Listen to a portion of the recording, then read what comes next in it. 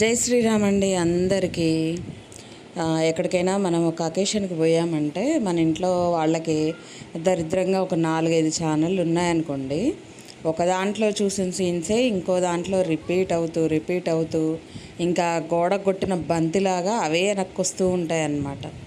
ఇంతకుముందు ఇల్లు కొత్తది కట్టేటప్పుడు అక్కడ ఉన్న కాకులు సహజంగా వాటికేదో అవి మాట్లాడుకుంటాయి, వాటి భాషలో మనకు రాదు కాబట్టి కాకుల గోల అని మనం అనుకుంటాం అన్నమాట. సో ఆ కాకులు అరుస్తున్నందుకే ఈ ప్రపంచం మీద, ఈ భూమి మీద మనం మాత్రమే బతకాలి, ఇంకొక జీవి బతికే హక్కు కానీ, అరిసే హక్కు కానీ, మాట్లాడే హక్కు కానీ లేదు అనుకునే కొంతమంది వాటిని పట్టుకొని ఒకటే గోలండి, ఒకటే కాకుల గోలండి, విసుగొస్తుంది వినాలంటే, చిరాకు వస్తుంది అని మాట్లాడారనమాట. సో ఈరోజు అసలు పెట్టిన వీడియోలో మందండి, ఏదన్నా ఫ్యామిలీ ఫంక్షన్ అంటే ఫ్యామిలీ మెంబర్స్ అందరు కలిసేది. కొత్తగా విచిత్రమైనది అయితే ఏమీ కాదు, అందరూ కలుస్తారు. ఒక పెళ్ళి కానీ, బారసాల కానీ, అన్నప్రాసనలు కానీ, లేకపోతే ఇంకేదైనా చిన్న చిన్న అకేషన్స్ అయినా సరే ఫ్యామిలీ మొత్తం కలుస్తారు కాబట్టి అది ఫంక్షన్ అనేది అవుతుంది. అలాంటిది ఫంక్షన్లోకి వచ్చిన ప్రతి ఒక్కళ్ళు మన జీవితానికి సంబంధించి మన జీవితాన్ని సరిచేసే వాళ్ళు అన్నట్టు, ఇదిగోండి మా అక్క, మా అన్న, మా బావ, మా తమ్ముడు, మా చెల్లి, మా మరదలు, మా చెల్లి కూతురు, ఆమె మనవరాలకి మనవరాలు, ఏమో ముత్తామా, ఏమో మనవరాలామా అని చెప్పి ఏందండి సోది, నాకు అర్థం కాదు. పెట్టడానికి కనీసం ఒక కామన్ సెన్స్ అన్న ఉండాలి. పోనీ వాళ్ళ ఫ్యామిలీనే వాళ్ళని ఒక అండర్స్టాండింగ్ లెవెల్ అనేది తీసుకోరు. ఎందుకంటే మీరు గమనించినట్టయితే కొంతమంది చిరాగ్గా కంపరంగా చూశారు. ఏంటండి దానివల్ల ఇప్పుడు వాళ్ళు మనుషులే కదా, వాళ్ళకి ఏమనిపిస్తుంది, ఏందో ఇది దరిద్రం మనల్ని చూపించడం ఏందో ఆ వీడియోల్లో అవసరమా, రిలేషన్షిప్స్ బయటికి చెప్పుకునేంత అవసరం ఉంటుందా, ఎవరికి ఉపయోగం దీనివల్ల అని వాళ్ళకైనా అనిపిస్తుంది కదా. అసలు ఆ వీడియోల వల్ల ఏమన్నా ఉపయోగం అండి? Zero content, zero knowledge. అసలు నన్ను అడిగితే యూట్యూబ్లో పనికిరాని చెత్త వీడియోల్లో కంటే కూడా పనికిరాని ఒక చెత్త వీడియో అది అని నా అభిప్రాయం. మీరేమంటారు చెప్పండి? ఇప్పుడు వీళ్ళనే కాదు, వేరే వాళ్ళు ఎవరైనా సరే వాళ్ళ ఇంటి ఫంక్షన్స్కి పోయి పలానా వాళ్ళ పేరు చెప్పి పలానా వాళ్ళ వరుసలు చెప్పుకుంటూ ఎవరికి ఉపయోగం అండి? అది ఆ దరిద్రాలు ఎవరికి ఉపయోగం? వాళ్ళ ఫ్యామిలీలో ఉపయోగం ఏమో, వాళ్ళ వరకు తెలవాలేమో, వాళ్ళ ఫ్యామిలీలో నాలెడ్జ్ ఉండాలేమో, కానీ అది పర్సనల్గా పెట్టుకోవాలి. ఫ్యూచర్లో పిల్లలకి తెలవాలి రిలేషన్షిప్స్ అంటే ఏంటి, ఎవరేమవుతారు అనేది. ఇంతకుముందు మన చిన్నప్పటి నుంచి వచ్చింది ఏంటంటే మనం ఫోటోగ్రఫీ అలానే వీడియోగ్రఫీ వాళ్ళని పిలిపించుకుంటామన్నమాట.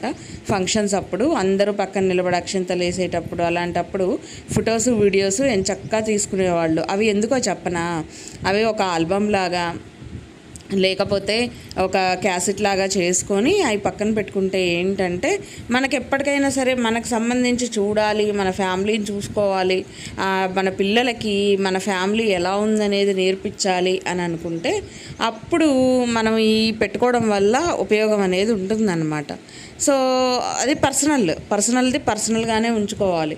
ఇలా పబ్లిక్ చేస్తే ఎవరికన్నా చూడాలనిపించుద్దా అండి? అసలు కాకుల గోల, నిజమైన కాకుల గోల, ఒరిజినల్ కాకులు పెట్టే గోల కాదు. ఇందులో కనిపించే ఈ గోలని ఏమంటారు చెప్పండి? మంద అబ్బాయి ఎలకల మందలాగా, ఎలకలు కిస్ కిస్ కిస్ కిస్ అని శబ్దం చేస్తూ ఉంటాయి చూసారా? ఒక 4-5 ఎలకలు ఉన్నాయనుకోండి నైట్ పూట ఒక కలుగులో. సో ఇది సౌండ్ వస్తుంది, కీస్మన్ సౌండ్ ఒకటే తెగొస్తూ ఉంటుంది. అది వింటే కూడా చాలా ఇరిటేషన్ అనిపిస్తూ ఉంటుంది. యాక్చువల్గా ఆ సౌండ్స్ అన్నీ పొలాల దగ్గర అలా వస్తూ ఉంటాయి. ఎందుకంటే పొలాల దగ్గర మట్టిలో అవి కలుగులు పెట్టేసుకొని ఉండిపోతూ ఉంటాయి, లేకపోతే ఇంకా ఒక గుంపుగా ఉంటాయి అన్నమాట. ఎలకలు పొలాల దగ్గర చాలా ఎక్కువగా ఉంటుంటాయి కదా. సో అలాగా సౌండ్స్ డిఫరెంట్గా వస్తున్నాయి, అవి చిరాగ్గా ఉంటుంది అనమాట, అంతా కలిసి అరిసేది. ఇందులో ఏం వాయిస్ అవసరం అండి, ఏం వినిపించడం అవసరం అండి? ఒకవేళ వీడియో ఎడిటింగ్ చేసేటప్పుడు ఆ దిక్కుమాలిన దరిద్రపు సౌండ్లు మొత్తం తీసేసి ఒక్క సౌండే ఒక్క వర్డ్స్ అనేవి వినిపించేటట్టు అన్న పెట్టచ్చుగా. ఎబ్బే లేదు, మనకు టైం వేస్ట్ కాదు. ఇది ఒక దరిద్రపు ఎపిసోడ్. ఈ ఎపిసోడ్ని పడేస్తే జనాలు వాళ్ళ సావుకు వాళ్ళే వస్తారు, చూసేవాళ్ళు చూస్తారు, లేదంటే మానేస్తారు. కానీ మనకంటూ టైం ప్రకారం ఒక కంటెంట్ అనేది ఉంటుంది కదా. సో అదనమాట. అందుకని మనం ఏం చేస్తాం, రిలీజ్ చేస్తాం. మళ్ళీ అందులో మనం రిలేటివ్స్ని కలిసి హగ్ చేసుకునేది కూడా దరిద్రపు కొట్టి వీడియోలే అండి. అంటే ప్రేమ కూడా కెమెరా ఉంటేనే వచ్చుద్దా అండి? వితౌట్ కెమెరా ప్రేమ రాదా? ఎవరన్నా కెమెరా, ఇప్పుడు మనం పోయి హగ్ చేసుకుంటున్నాం అనుకోండి, మన చేతుల్లో ఫోన్ ఉంది, అప్పుడు మనం ఏం చేస్తాము, ఫోన్ ఆఫ్ చేసి పోయి హగ్ చేసుకుంటాం. కానీ ఇక్కడ ఏం జరుగుద్దో చెప్పనా, పక్కన ఎవరైనా ఉంటే వాళ్ళని పిలిచి కెమెరా ఆన్ చేసి వాళ్ళకి ఇచ్చి వీడియో తీయండి అని చెప్పి మనం ముందుకు పోయి వాళ్ళని హగ్ చేసుకుంటాం అనమాట. ఎందుకంటే ఇది మనకి కంటెంట్ కావాలి కదా, మనం హగ్ చేసుకునేది కూడా మనకు ఒక కంటెంట్. అంటే అవతల వాళ్ళ మీద నిజమైన ప్రేమ కాదండి, అదేంటంటే అవసరానికి తగ్గట్టు ప్రేమ నటించడం అనమాట. సో అలా నటించే ప్రేమ కూడా చూస్తున్నాను చూసారా. మనది దౌర్భాగ్యం. అంటే నిజంగా అండి, తెలుగులో కొన్ని ఛానళ్ళు చూస్తే ఎంత చండాలంగా ఉంటాయంటే అంత చండాలంగా ఉంటాయి. ఈమె ఉంటుంది స్వప్న వైట్ల, ఈమెయితే వాళ్ళ అమ్మకై పాయసం తీసుకెళ్ళేది కూడా ఒక పెద్ద బిల్డప్. ఏదో ఆస్తంతా తీసుకెళ్ళి ఆమె చేతుల్లో పెడుతున్నంత బిల్డప్. ఒక్క పాయసం అడిగిందంట, ఆ పాయసం అడిగిన పాపానికి ఆ పాయసం వండుకొని వెళ్ళి ఆమెకి తినిపించేది, ఆమెకిచ్చేది, అది తీసి బౌల్లో పెట్టేది, ఎలా ఉందని రివ్యూ అడిగేది. ఇదంతా వీడియో ఎవరికి ఉపయోగం అండి?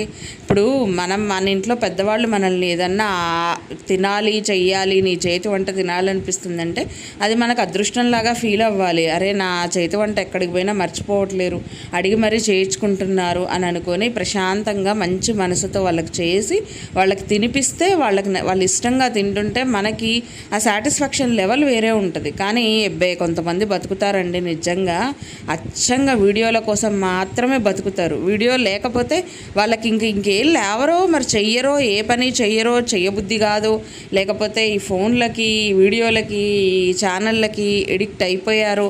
మరి నాకైతే అర్థం కాదు. అంటే అది పెడితేనే మనకి రిలేషన్షిప్స్ తెలుస్తాయి, వాల్యూస్ తెలుస్తాయి, హ్యాపీనెస్ వస్తుంది, ఇంకోటి. మరి అదేందో అర్థం కావట్లేదు. నిజంగా అంత విచిత్రం అయిపోయిందండి. అసలు సోషల్ మీడియా ఎక్కడికో అప్డేట్ అవుతూ ఉంది అంటే, సో మీడియా అప్డేట్ అవుతుంది, టెక్నాలజీ అప్డేట్ అవుతుందని అనుకున్నా కానీ మనుషులు కూడా అప్డేట్ అవుతున్నారు అని ఈ మధ్య కాలంలో చూస్తుంటేనే తెలుస్తుందండి. సోషల్ మీడియా కంటే కూడా ఈ మనుషుల అప్డేట్ లెవెల్ చాలా ఫాస్ట్గా ఉంది. ఎంత ఫాస్ట్గా ఉందంటే ఫ్యామిలీలో నలుగురం ఉన్నామంటే నలుగురు 4 చేతుల్లో 4 ఫోన్లు, ఫోన్లతోటే తిండి, ఫోన్లతోటే బాత్రూమ్, ఫోన్లతోటే స్నానం, ఫోన్లతోటే పడక, ఫోన్లతోటే లేవ. అసలు ఎలా అయిపోయిందంటే భార్యాభర్తలు కూడా పొద్దుగూకులు ఒక్కరోజు కూడా కలిసి అలా బతకలేరేమో అన్నంత ఇదిగా ఉంది. ఫోన్లతోటి మనుషులు ఏర్పరచుకున్న ఒక ప్రపంచం ఎంత కళ్ళు మూసేస్తుందంటే మనిషిని ఆలోచింపజేయడం అనేది తగ్గించేసింది. ఎలా తగ్గించేసిందంటే ఒకప్పుడు మన ఇంట్లో వాళ్ళ ల్యాండ్ ఫోన్ నెంబర్స్ మన మైండ్లో ఫీడ్ అయి ఉండేవి. ఎక్కడికి పోయినా, బయట ఎక్కడికి పోయినా గబుక్కున కొట్టాలన్నా ఆ ఫీడ్ అయిన నెంబర్ మన మైండ్లోనే ఉండేది కాబట్టి టక్కున మన చేయి పెట్టంగానే ఆ నెంబర్ మీదకి మన చేయి వెళ్ళిపోయేది. ఆ పరిస్థితి నుంచి ఇప్పుడు ఫోన్లో సేవ్ అయి ఉన్న దగ్గర నుంచి కనీసం మన అమ్మ ఫోన్ నెంబర్ మనకు తెలియదు, మన నాన్న ఫోన్ నెంబర్ మనకు తెలియదు, మన భార్య ఫోన్ నెంబర్ మనకు తెలియదు, మన పిల్లల ఫోన్ నెంబర్స్ మనకు తెలియదు. అసలు ఏది నోటెడ్ లేదు.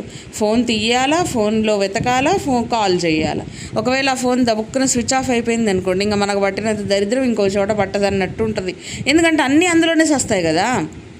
ఇంటికి సంబంధించిన రూట్ మ్యాప్ అందులోనే, మనం వెళ్ళాల్సిన ప్లేస్కి సంబంధించిన రూట్ మ్యాప్ అందులోనే. అసలు రూట్ అనేది తెలవకుండా మ్యాప్లో వెతుక్కోకుండా మనం ఒక దగ్గరికి వెళ్ళలేని పరిస్థితి.